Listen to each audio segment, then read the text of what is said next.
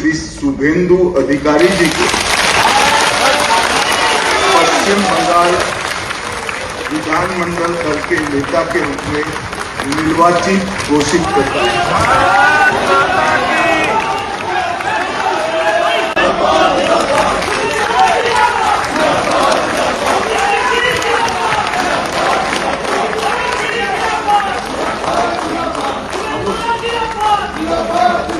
हम लोग बैठ जाओ।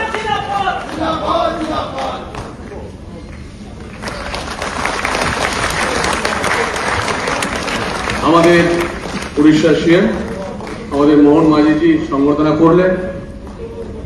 আমাদের বিধায়ক দলনেতা মাননীয় শুভেন্দু অধিকারী মহাশয়, এরপর আমাদের মাননীয় শ্রমিক ভট্টাচার্য মহাশয়, আমাদের বিধায়ক দলনেতা আমাদের শুভেন্দু দাকে সংবর্ধনা দিলেন।